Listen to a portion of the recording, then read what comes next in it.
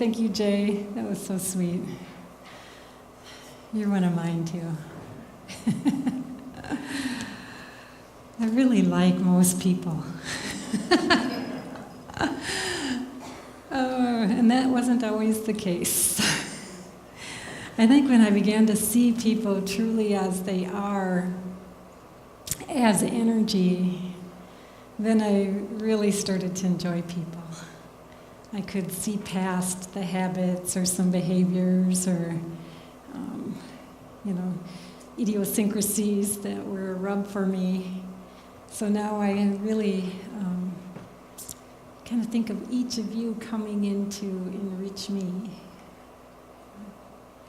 And then if there's something that's going on that doesn't feel so enriching, then I get to have choices to live my truth, to explore my truth or to speak my truth. So that's really the topic of this month.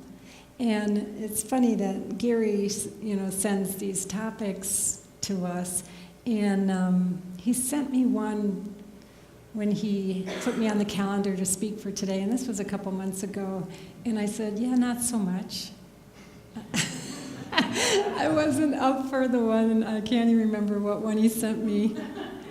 And so then he said, well, what do you want? And I said, how about speaking your truth? And then some time went by, and then I thought, why did I say that? So we kind of come in different spaces with what we know or what we think we know or what we feel inspired about. And it's that part of being able to share that with each other. That there's times that some stuff feels like a fit for you and sometimes it doesn't. And I could have tried to make something work, but I thought, well, why wouldn't I just ask? And I was like, are we firm on that? And so it's really interesting when you start allowing the freedom to really be who you are. And last month, I know, or maybe a time ago, we had done, one of the topics was on being yourself. And I know I spoke about that. And I use this same picture that's behind me because really we're made of the same things as the stars, We are stardust. We are made of the same energy. And so this picture behind me, I think, is really good. Is we have this body that I always call my earth suit that has put a illusionary frame on myself as to who I am. And then I can sometimes get fooled that that's who I am versus the energy, the stardust that animates me. And so if you could think of that your connection to the stars also have something to say, I think that would be really interesting. That sometimes we're so much in our earthly life here and we're interfacing with things all the time that that's what we are talking about. And I don't know if any of you know of James Twyman's work. Yeah. He wrote a book years ago, and it was called Emissaries of Love. And it had to do with the kids that were coming onto the planet that had a lot more psychic gifts. And these kids during war-torn countries began asking adults randomly, what would you say if you were an emissary of love? And it's where did they come up with that? Kids from these different areas coming into that same web of psychic ability, asking adults, what would you do if you were an emissary of love? Now, I've never had that posed to me, have you? How would you answer? You'd probably say, well, I maybe try to practice something that Bambi taught. If you can't say something nice, don't say anything.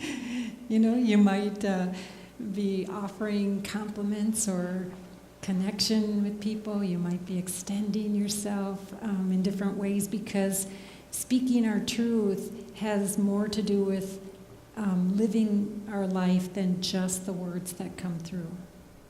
Because when we look at the throat chakra, it has to do with kind of living our truth, being creative and communicating our truth, and so that might come out through behavior. Like, how many of you know people who are really loud when they're giving you the silent treatment? So that has nothing to do with the words, does it? It has so much to do with the energy or the projection of what's going on with them. So, it's this thing of like, if I can just calm some of the stuff down that irritates me in my earthly life, then maybe I could have more of a connection with what's beyond that. Because the stuff in my earthly life gets my attention. Does it for you? Yeah.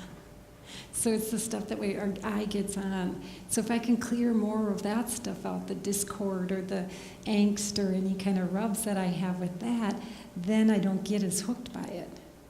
And then I am more open for the other. Now you could do it the other way around too, right? If you get more connected to the larger aspect of yourself and your spirit, then the less you get rubbed, hooked, or engaged, huh?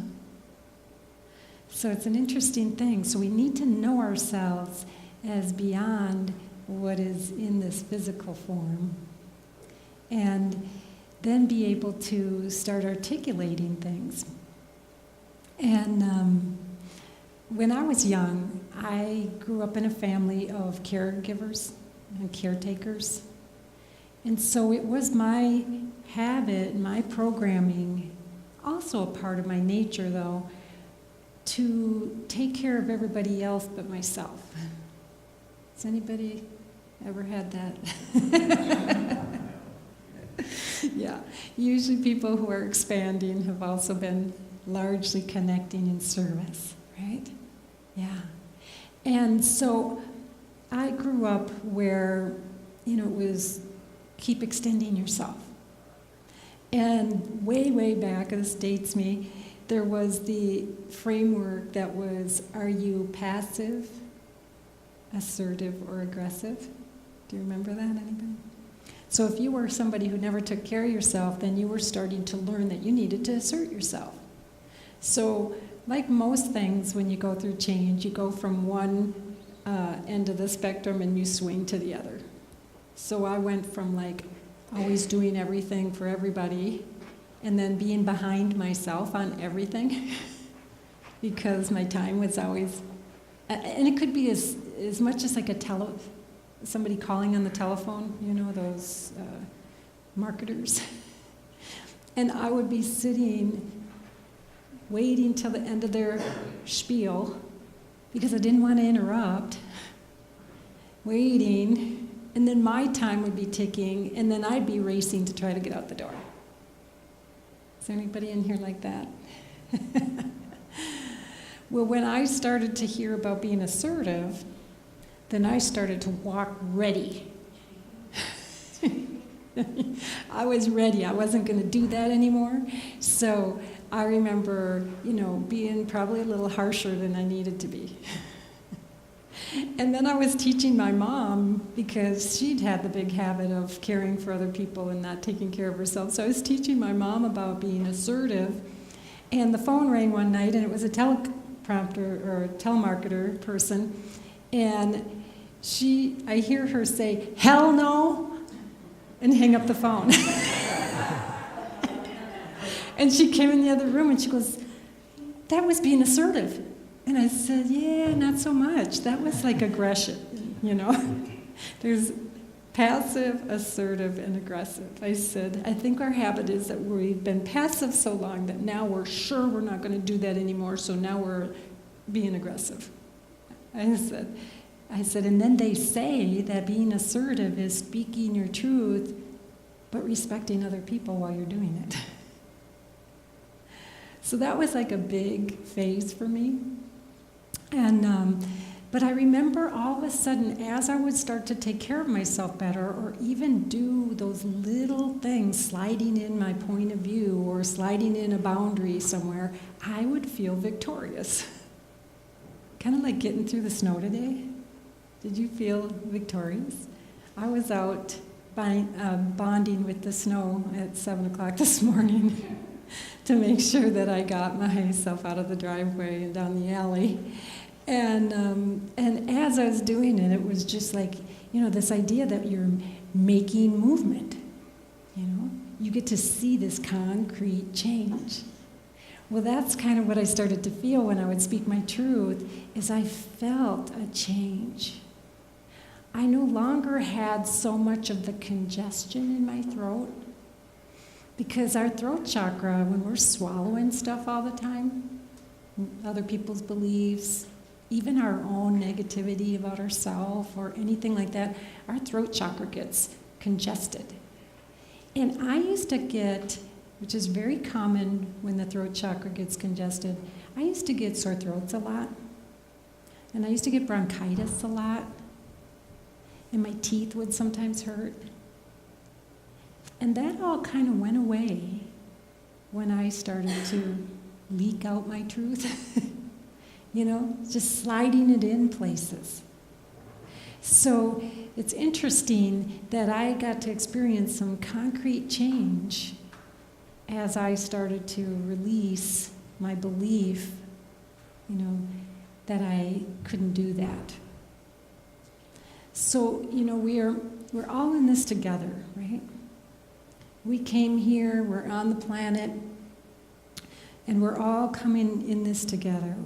We wanted to be here. We wanted to work with each other. And in this coming together, one of my greatest teachers always said that life's a contact sport. That you bump into things, you bump into people and experiences, and those just keep offering us the, as Esther Hicks would talk about, the contrast. For us to see what's a rub, and in that rub, then we are getting clearer about what it is we want and what it is we don't want. And I used to resist a rub because I thought somehow it could hurt me.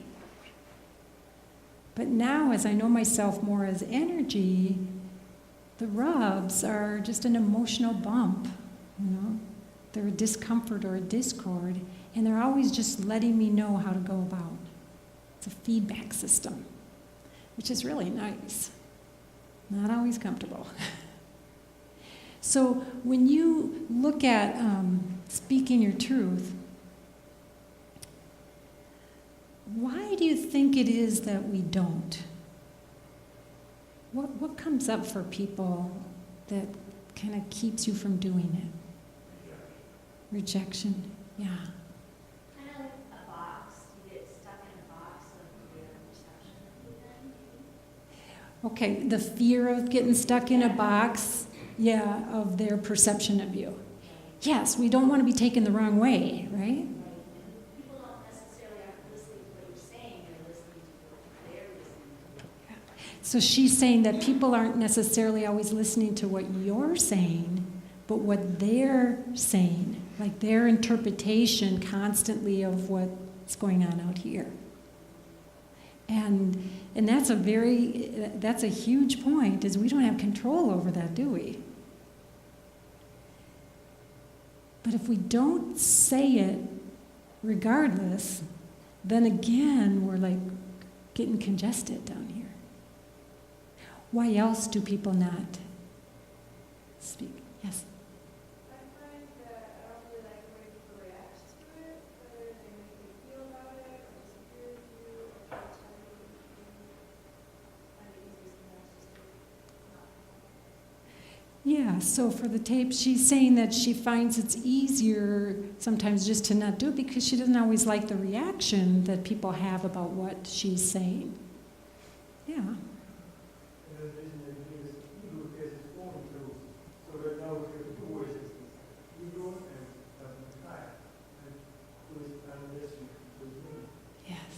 Do we have that microphone somewhere?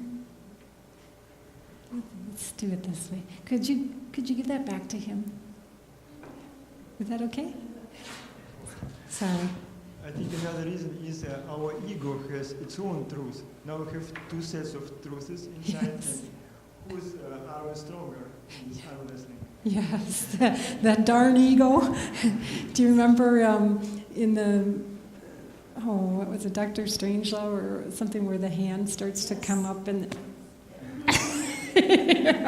That is the way the ego is, isn't it? It likes to rise its head, and then we have to try to, keep it from having its power because, yes, it thinks it knows something. Yeah. Anything else? Yes.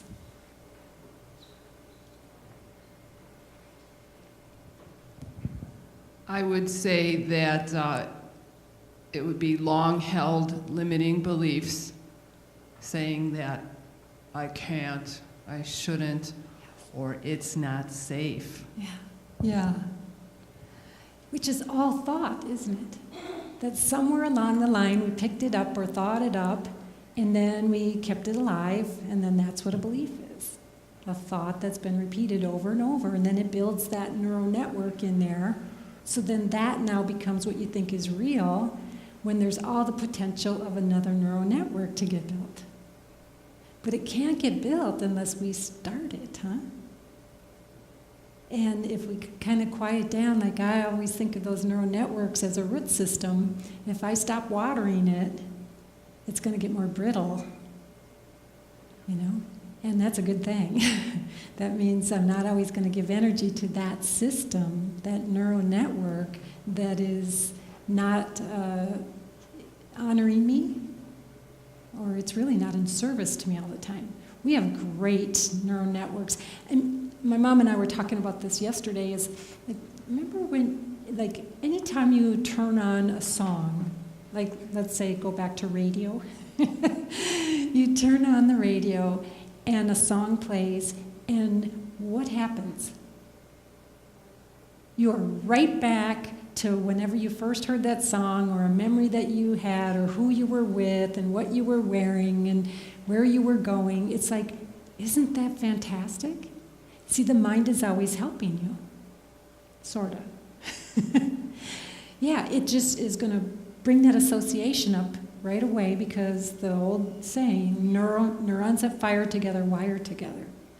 So if we have had an experience where speaking our truth didn't pan out so well, then of course, when we're going to come up to wanting to do it again, that ego mind is going to offer stuff because it thinks it has to keep you safe. And yet you could be in a totally different space than you were then. When that first happened, you could have grown. You could have been in a low mood. The other person could have been in a low mood. But regardless of the condition of what it was then, it's like, I want to be in condition now. I want to be in good, healthy clarity. I want to be running the energy. I want it to not just be coming from my head. I want to be receiving and transmitting. Receiving and transmitting. And then I want to also listen to my own wisdom, my own common sense, my own essence offering up stuff and being able to transmit it. Huh? And so it's just, it's one of those things that we have reasons, and sometimes we want to say goodbye to some of those, huh? Just like wave goodbye to them. Just say, are you current? How old are you? When did I start that one? Does that one serve me anymore? Does it serve anybody else?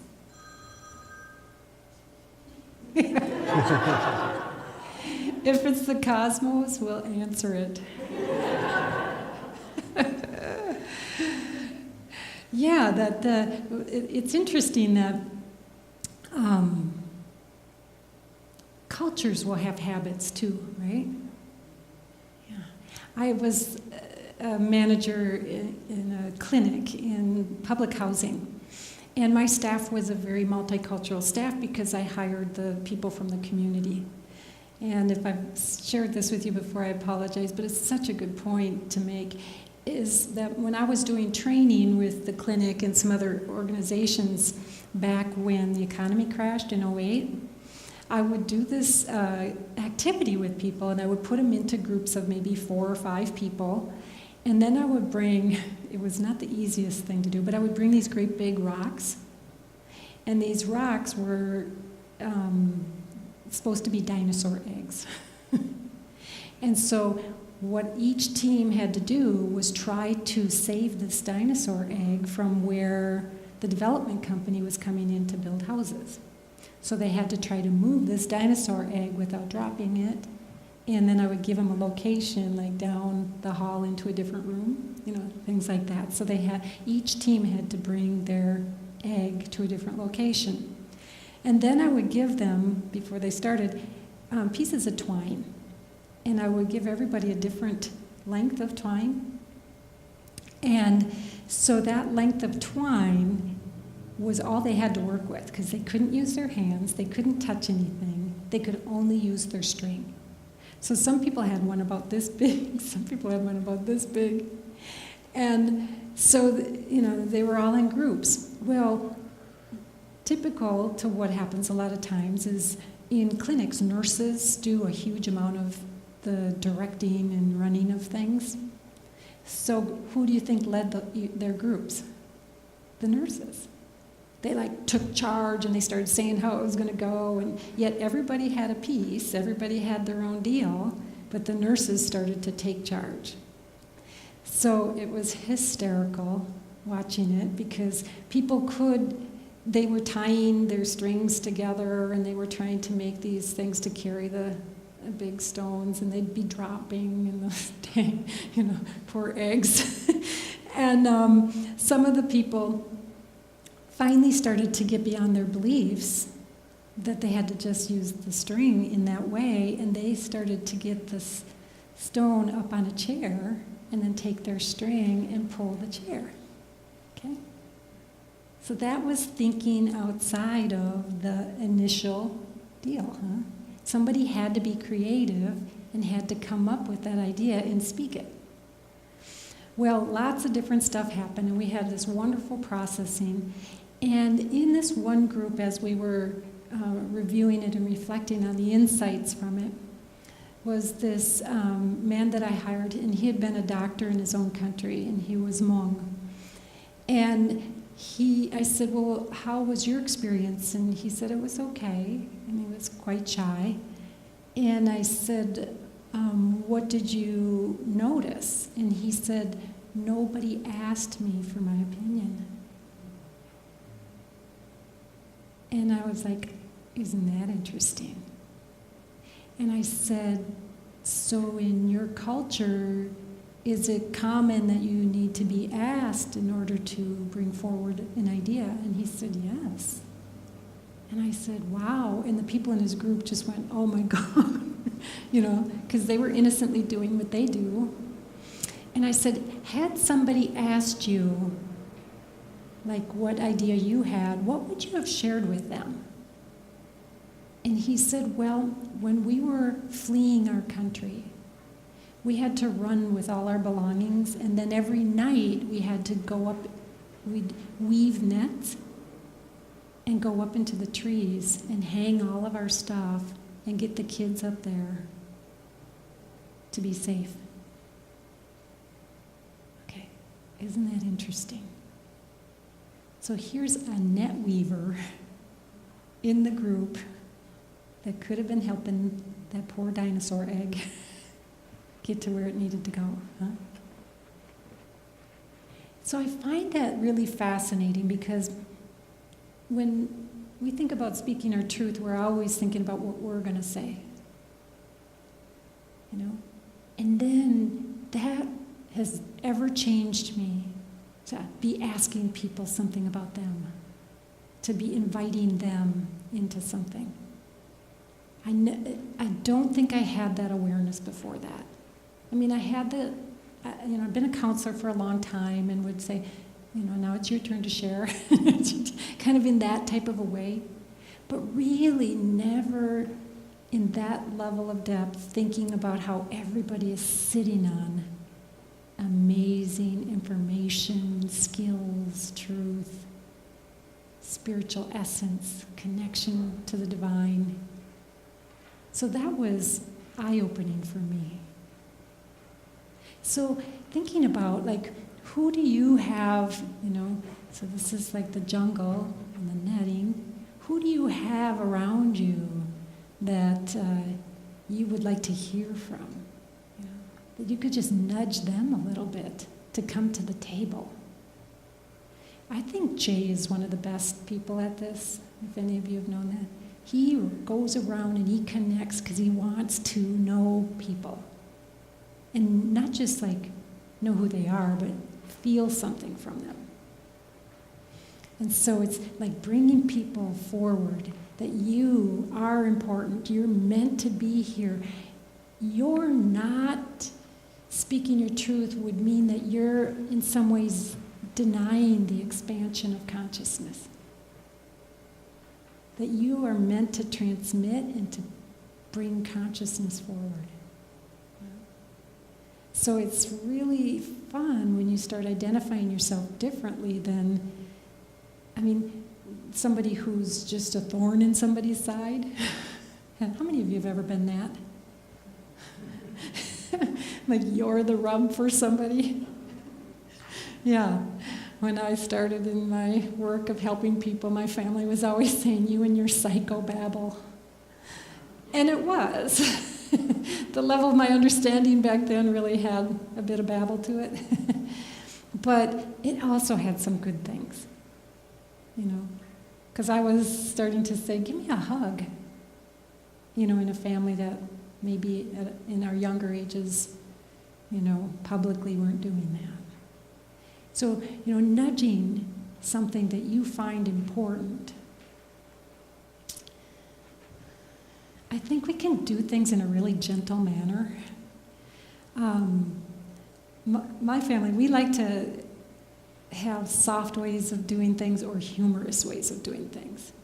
So on the left is big girl pants. So sometimes when it's about having to speak your truth, my family will give their report, I had to put on my big girl pants today. I was at the gas station and this person did this and I had to put on my big girl pants today and I had to say that didn't feel so good. And so, we kind of give an image of that so that it seems more like a fun thing to practice than, going around rubbing people. The middle picture is pajamas. My parents, when my dad was alive, and if we'd be at their house and we'd be staying late, and one of them would turn to the other and say, hey, you know what, let's go put our pajamas on so these good people will go home. Isn't that great? So they would find ways to nudge people and say things. And then I always like to say to myself, after I kind of inkle out something, is if you're still alive, it wasn't fatal. That we can get by and grow and expand, and it doesn't have to be harsh and it doesn't have to be hard. It can be just even small steps. And changing just the idea of ourselves as we do it, that I'm not going to die over this. Or sometimes I'll say, when somebody is complaining a lot, I'll say, you know what, I understand that this feels challenging to you, but I might reframe it. But I'll say, in my reality, this feels like a first world problem today. That my gate wasn't working this morning. I had to chop to get the gate going. And when I went in, my mom was like, oh, I'm so sorry I had to do the gate. If I could be out there helping you, I would. But she's 85. And I said, no, you're right where you need to be, and it's a first world problem. because I didn't want to engage in what was hard today. I just wanted to see what's possible today. So you can kind of tweak things just by turning it just a little bit, huh? I was seeing this woman last week, and she's just darling, and she's gotten married, and husband happens to be somebody who's very active, and she kind of feels spent. She has a very demanding job, and so when she gets home, she kind of likes to just relax, or on the weekend have less plans. And then her partner is somebody who likes to always have something going. He's just got energy to burn. And she loves that about him.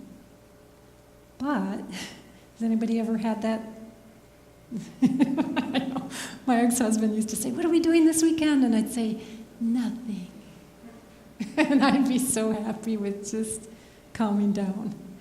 But if you've been in those kind of situations with people where one person's got more, or just when you're a little bit lower and you don't want to do something, then how do you say that? My neighbor next door, I said, your snowblower's not working, you can borrow mine. And he goes, "Oh, I don't even want to go out tonight. We're going to be getting all this snow." And I said, "Why are you going?" He goes, "Well, I think I should." And I said, "Okay." I said, "You're hearing that, right?" And he goes, "I know, Cindy." And so it's a part of us starting to see, what is it that we can say something about? And sometimes you can just institute simpler things. So I was sharing with this woman that when I was married, I used to think in a scale. So I made one for you. I used to think in a scale, like on a 1 to 10, of what I'm interested in or what I'm feeling I can do. Because a lot of times something that somebody wants to do is really interesting to me, and I would love to do it, but I'm not feeling it. Does that make sense? So rather than beat myself up or like, gosh, they're going to think I'm such a load, I don't have the energy for this, or I just want some quiet. Instead of feeling bad about that, I can say, wow, that sounds really fun. I got nothing for it today. And on the far end here, I like to say I'd rather poke myself in my third eye than do that. And then on the other end, it's like, yeah, that sounds fascinating, interesting, I'm in. But to be able to talk in that way, that there shouldn't be anything wrong with having a scale, huh? Like, I'm not feeling it, but after I get this stuff done, I might be able to see the possibility of it. Just to gently find ways. We also used to have different choices in movies, and so we used to have a date night every Wednesday night, and we'd make a list of the movies that are out there that interest us, and we'd stop it at 10. And then rather than somebody always getting to win at choosing the movie, we used to say that we each got to take a turn knocking one of them off, so that by the time you got to the top, it was at least something that both people hadn't knocked off, right? So these are really simple things, aren't they? But what happens so much of the time if we don't speak our truth, we'll find a way to manipulate, to do it differently, when you swallow your truth and your throat chakra gets congested, some of the habits that come out are manipulation, arrogance, lying. Those are the behavioral things. We talked about the physical things. And so we do these things. And I used to watch myself not being brave enough or secure enough, sometimes doing stuff. So if I didn't want somebody to eat my ice cream, I would push it way in the back of the freezer and put everything else up in front of it. Now that's a manipulation, isn't it? That's it's somewhat creative, but it became a whole lot easier when I would say, How about you eat yours and I eat mine? Then I didn't have to do this kind of stuff. So it's really fun when you start to see the innocence of our habits and start to see, like, what are some creative ways of doing something? Because that's what the throat chakra is about. Creative communication. Does anybody have any of your creative ways that you have gotten through something? I like to tell on myself because I think it really boils down to us just being human, isn't it? That we're doing the best we can. So anyways, what I'd like to do is to, if you're up for it, do a meditation to clear that throat chakra some. You up for that? Okay. So remembering just that it's very innocent to swallow stuff. You know, we live in a culture where it's pretty common.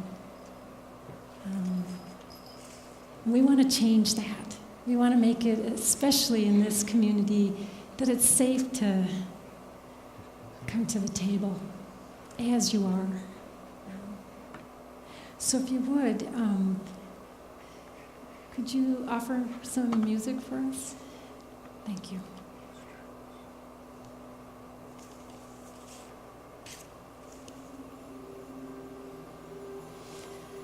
So with your feet on the floor, or however you're comfortable, important to have your spine as straight as possible.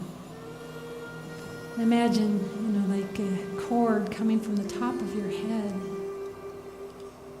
helping you keep straight so it's not effort. That your connection to the cosmos and to Source and your guides are always supporting you, connecting to you.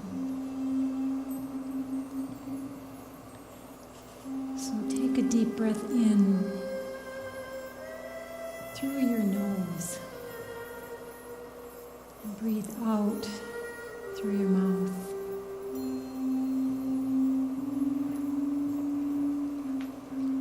And as you breathe in through your nose, notice the air coming into your throat chakra.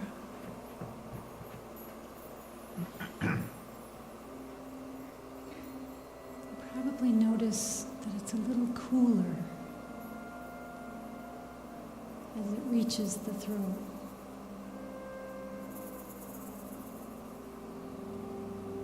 Breathing in.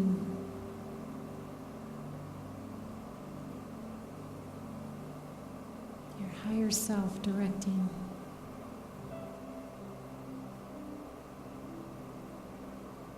Allowing for the safety to be less conscious of the room, allowing yourself to sink into your own self and your own energy.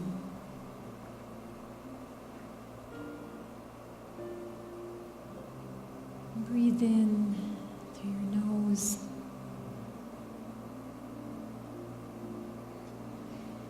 And with the out-breath, imagine the thoughts and beliefs easily dissipating, leaving.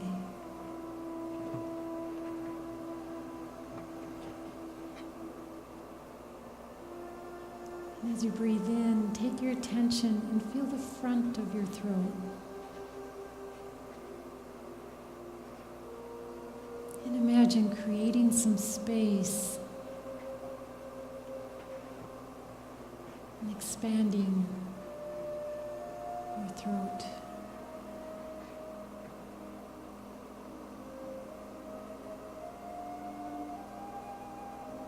And as you breathe in, take the energy and feel the back of your throat. Feel where your head meets your spine. Feel the energy run down through the back of the throat and down through the spine, creating a channel.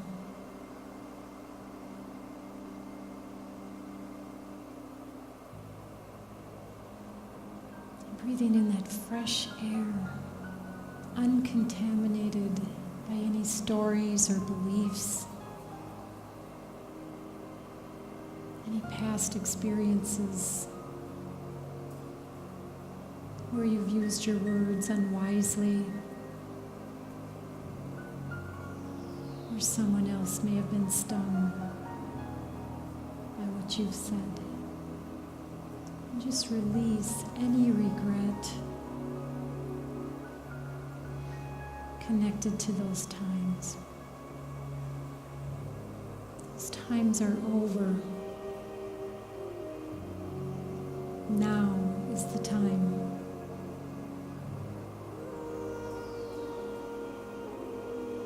And in that energy, breathing in, allow yourself to release anything that you've swallowed from other people or the culture or yourself that didn't honor you.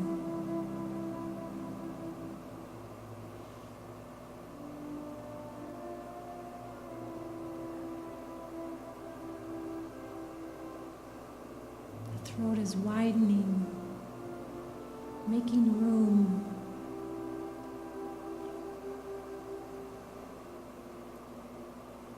And now imagine a blue ball of energy coming in through the top of your head,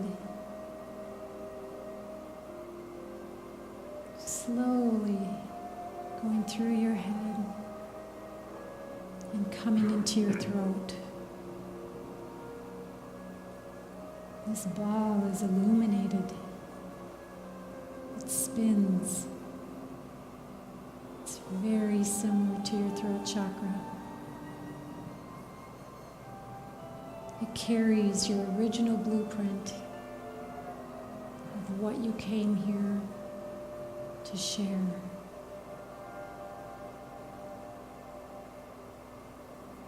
It has the programs uncontaminated to creatively communicate.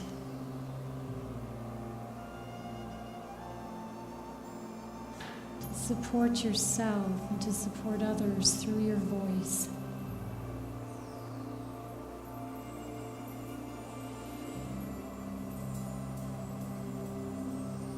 It's swirling and offering a cool breeze, sweeping any congestion, offering pure energy. Your entire body is opening. The vibration of the throat, and the sphere, the chakra expands, sending vibration down through your system, all the way down your legs,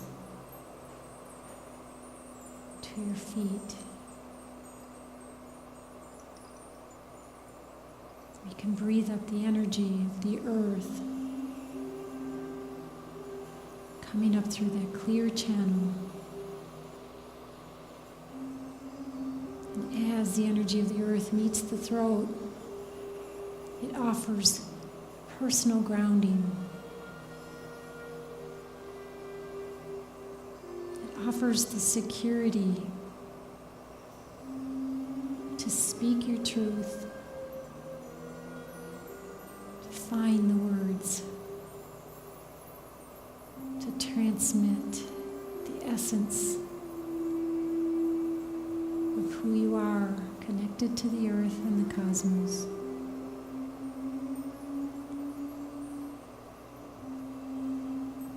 You're system is experiencing light and vibration.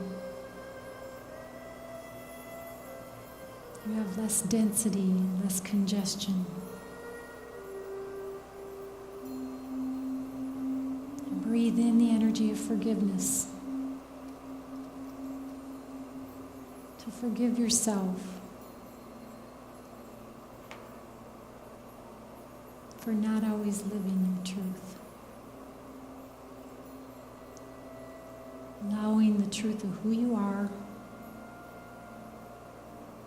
releasing all that's been spoken, that's been out of sync with your energy.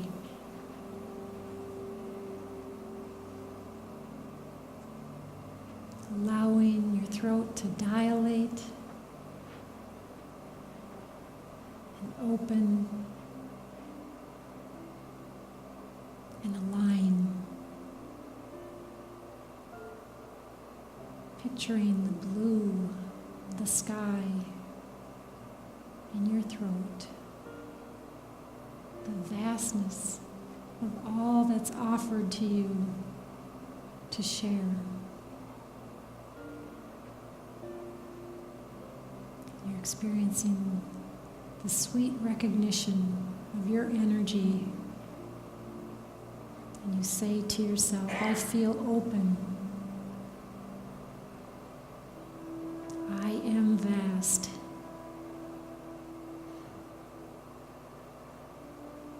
I'm able and worthy.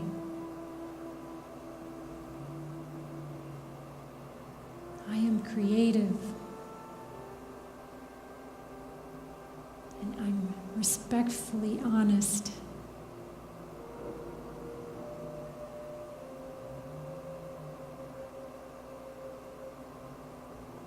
And now ask that your higher self make any adjustments so that you speak when it's necessary, when it's timely, when it's in the benefit of you and others.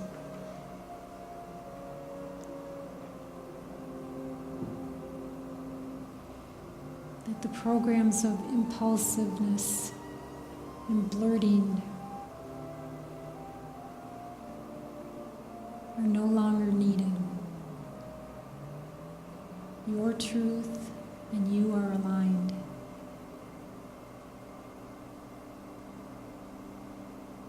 And ask your higher self to spin your chakra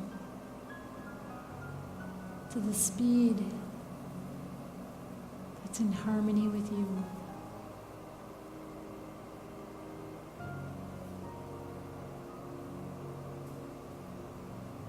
And ask yourself, your higher self, to set in the pace for the unfoldment for you that's beyond the you that you know now.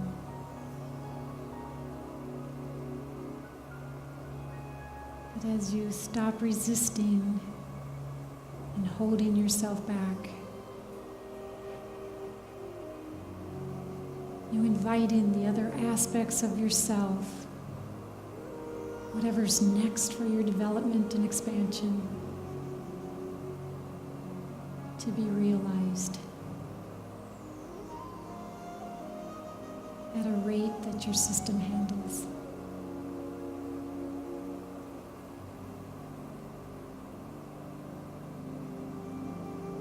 Now, if you would, put your hands together and rub your hands.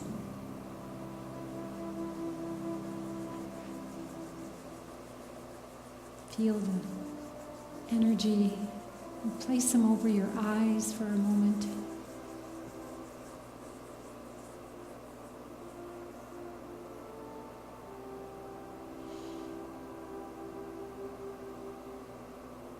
Feel the energy.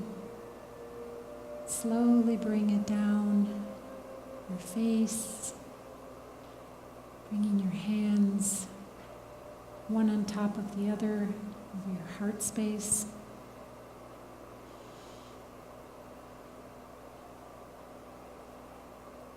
Balancing the heart with your throat. Deep breath in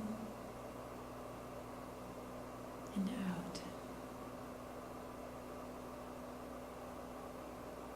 Slowly taking your hands down onto your thighs, rubbing your thighs, feeling yourself back in your body, your feet on the floor.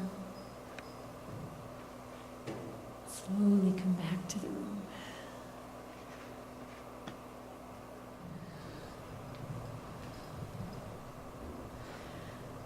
Oh, well, thank you for coming out.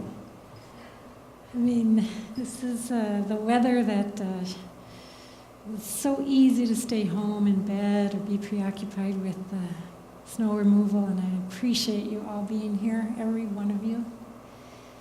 And I just want to say that this community is a powerful community, and this collective energy is powerful. And so if you have a private intention or a personal one that you want to take a moment to hold that in your space, or to call out that we offer this collective energy of each other to get behind that intention and to send it, to the people who are in need that are on your mind, to send it to the people on the planet that are suffering in different ways, to send it to connect with our higher selves and the cosmos, your source and your guides, that this energy that we have together, it's like it has a lot of torque.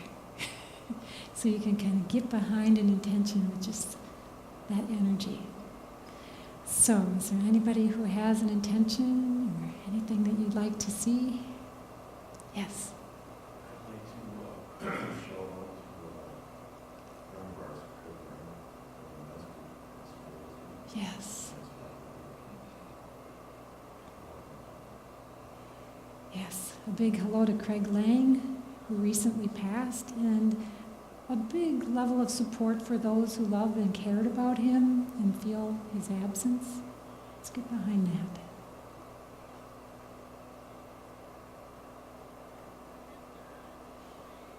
Let's take the energy to get behind all your intentions. And let's just, with raising our hands, send it up as if we're sending it up through the dome. Whew. One more time. Now bend your knees this time and send it. Whee! Thank you.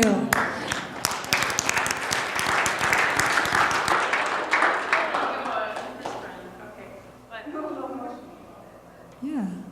Okay, so we're going to get behind supporting her. We're going to get behind clearing the medical team, clearing them so that they are receiving the guidance of their training, with the guidance from beyond them, so that they do what they need to do with the highest level of skill, intention, and love to support your carriage, so that your essence is allowed to be on the planet with most likely less pain or illness, and we support you in that. Yes. Okay. 1, 2, 3. Whee! Bend. 3. Thank you.